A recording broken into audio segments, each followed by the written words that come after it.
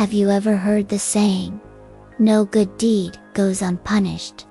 Tonight, we're diving into a story that takes that sentiment to its most horrifying conclusion. This is The Girl with the Endless Scream, a comic that makes a chilling argument. Sometimes, the most dangerous thing you can do is help someone you love. It begins like a familiar nightmare. It's 3 in the morning when the phone shatters the silence. Amy and Jordan are jolted awake by a desperate call from their friend, Claire. She's in trouble, her voice choked with panic. Without a second thought, they rush to her aid. Because that's what friends do, right? They help. They show up. But what they find waiting for them is far worse than any trouble they could have imagined. They arrive to find Claire completely transformed. The friend they knew is gone, replaced by a skeletal, nightmarish figure. Her skin is a roadmap of decay, stretched thin over her bones. It's a terminal skin disease, something that looks like it crawled out of a medieval plague pit. The sight is so grotesque, so wrong, that every instinct should be screaming at them to run. But this is Claire, their friend, the person they've shared their lives with. Ignoring the blaring alarms in their minds, they approach her. Claire can barely stand, so Amy and Jordan do the unthinkable. They touch her. They wrap their arms around her diseased frame, supporting her weight as they guide her through the house. In this single, compassionate act, they seal their fate. They feel the contagion pass from her skin to theirs, a silent, irreversible transaction. They've just been infected. Suddenly, the narrative wrenches us away to a completely different scene of urban horror.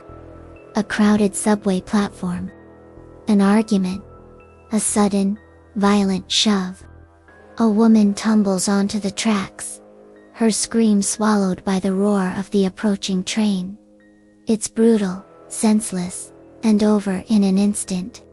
This violent interlude feels random, but it serves a vital purpose. It shows us the indifferent cruelty of this world.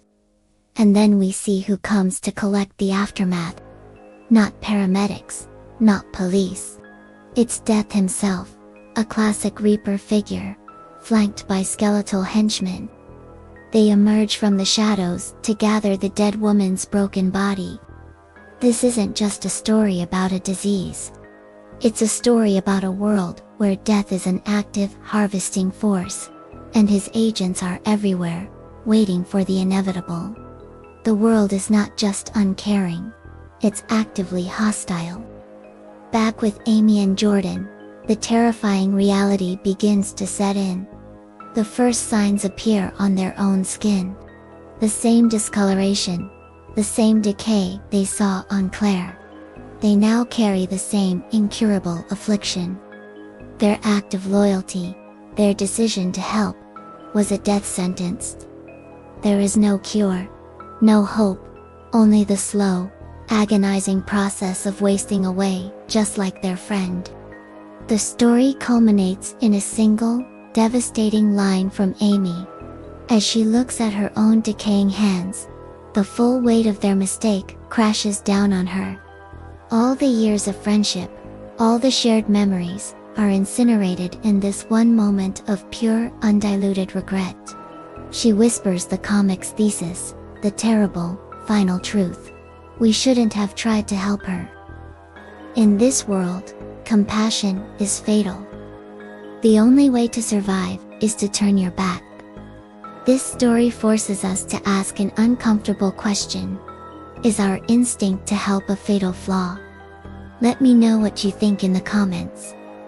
And if you want to explore more dark stories and break down the chilling messages within them, make sure to subscribe and share this video.